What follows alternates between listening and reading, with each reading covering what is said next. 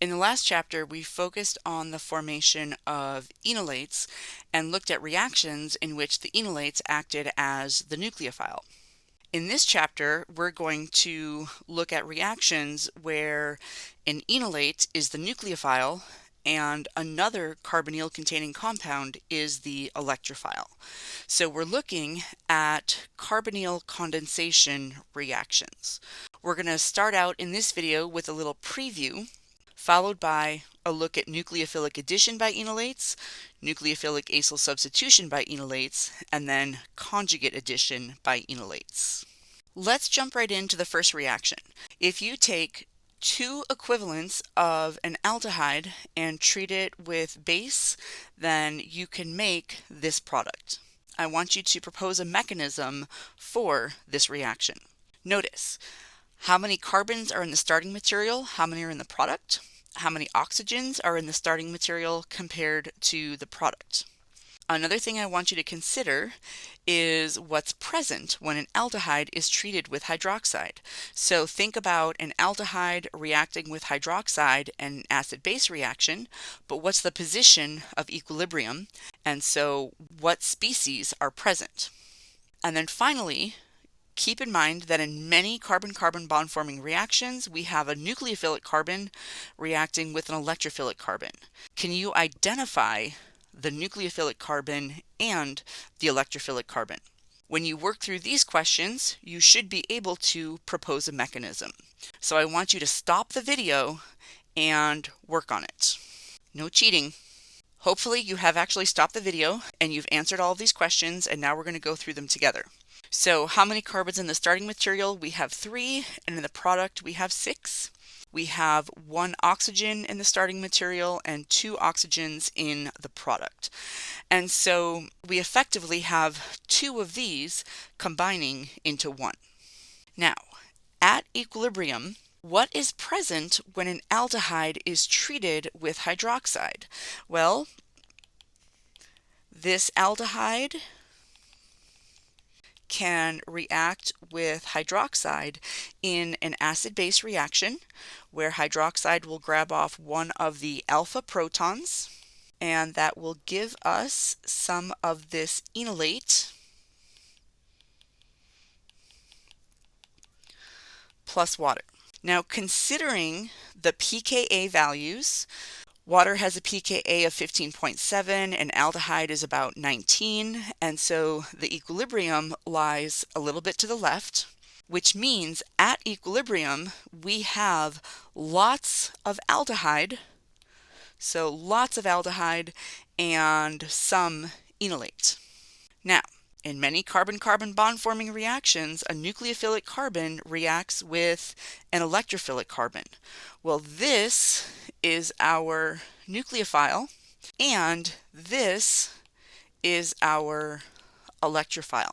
So if this nucleophile shares electrons with this electrophile, pushing these electrons up onto the oxygen, what is that going to give us?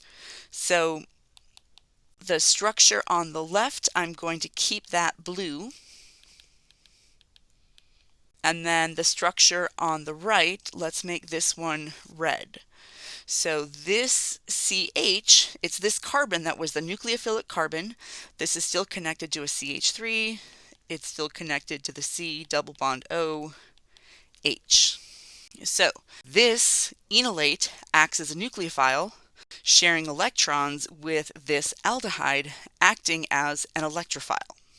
After this stage, now remember there is water present, so the alkoxide can grab off a proton, and that will give us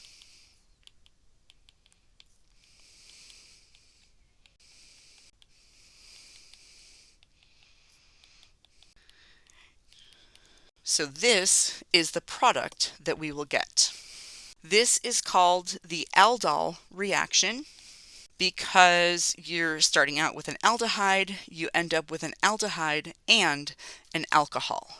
So Aldol reaction. Here's another important reaction that we're going to spend a lot of time on this chapter. If we have two esters, these can combine together to form this, which is a beta keto ester. Again, I want you to propose a mechanism for this reaction. Count your carbons, how many in the starting material, how many in the product, how many oxygens, and then what byproduct is formed in this reaction.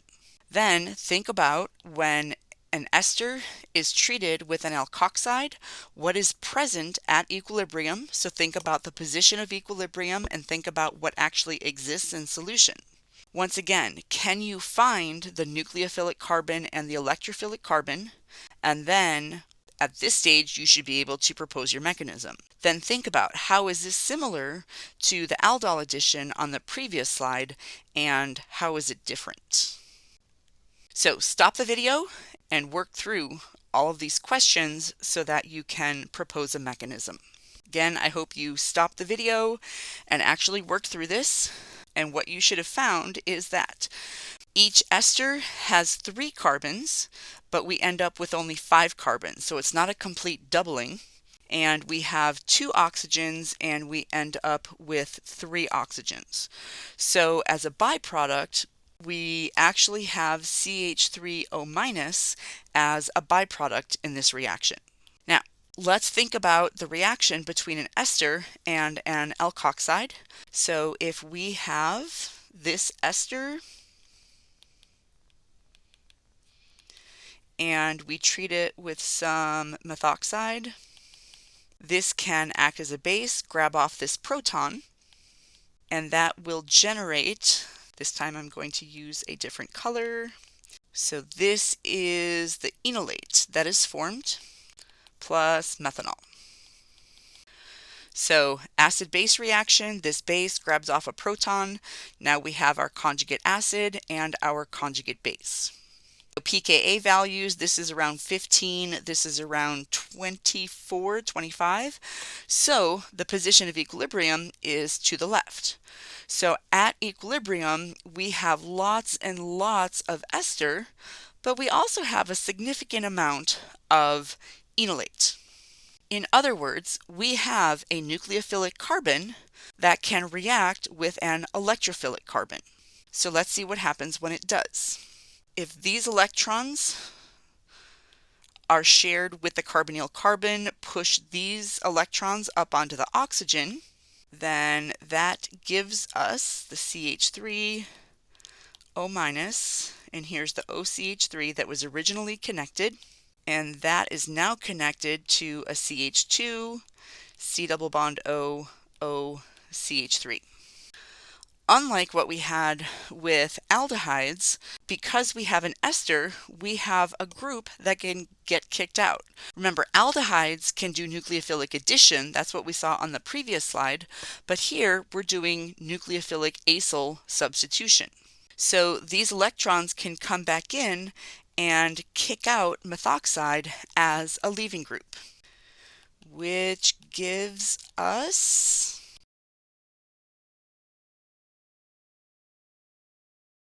this plus this as a byproduct.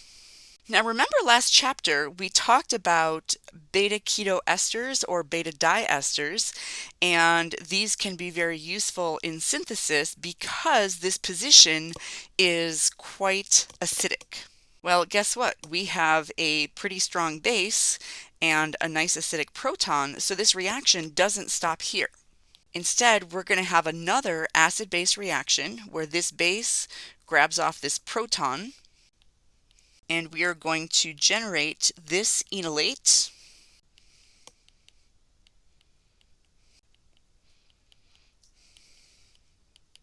and then notice we have a step 2. We add H3O+.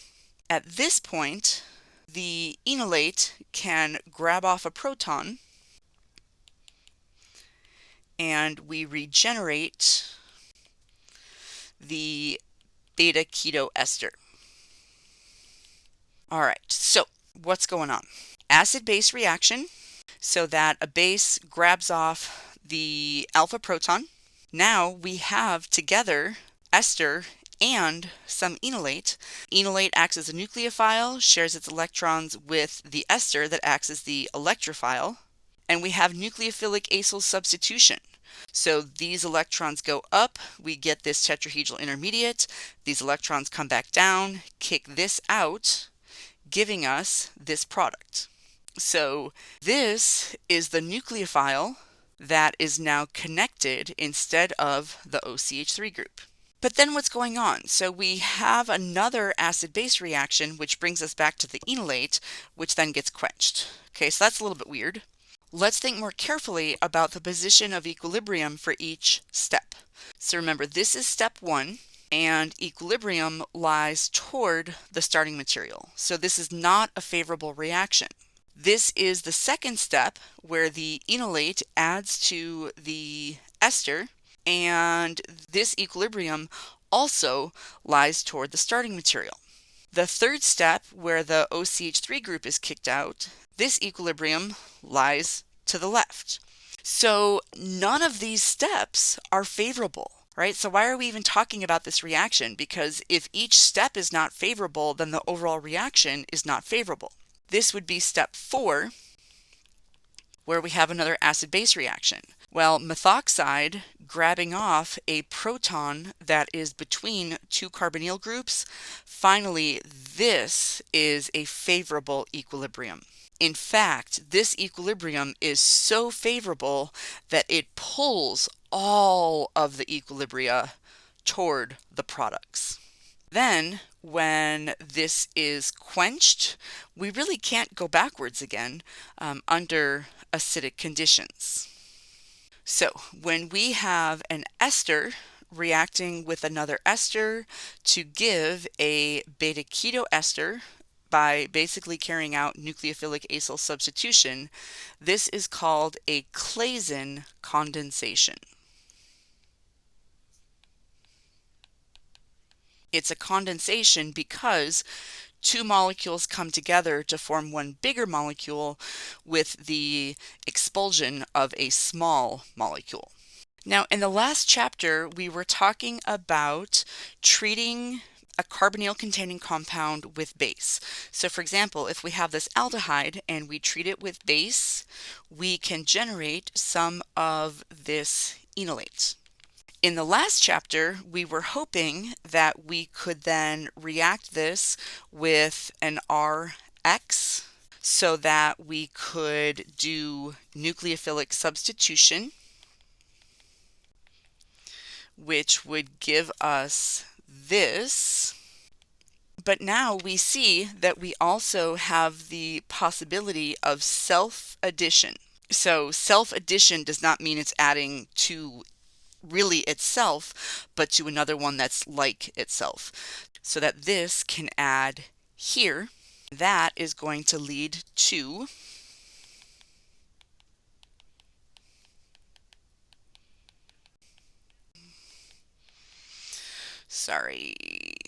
we're squeezed in here.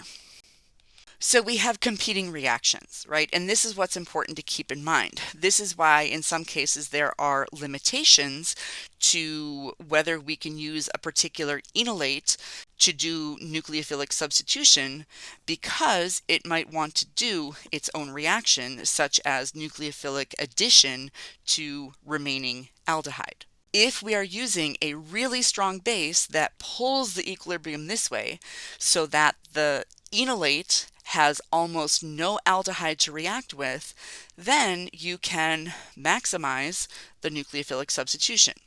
If you want this reaction to happen, well, then you don't add any of this and you use a weaker base so that you have plenty of aldehyde and plenty of enolate so that these can react together to do a self-addition. But it's always important to think about the position of equilibrium, think about the different reactions that could happen, and then how do you maximize the reaction that you want to happen. Let's look at this again in the case of a ketone.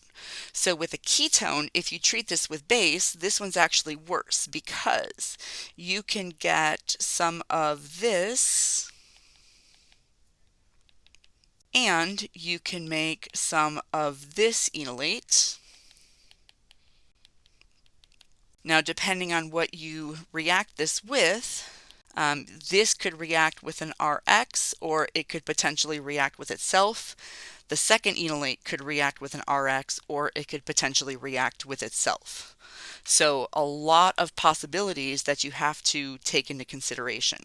If we have an ester and we treat it with base, we can make some of this enolate. This can react with an alkyl halide, or it can react with itself in a Claisen condensation. If we have a nitrile and we react it with base, we can make some of this enolate, and then we could add in some Rx and try to do nucleophilic substitution, or it could react with itself and do something else.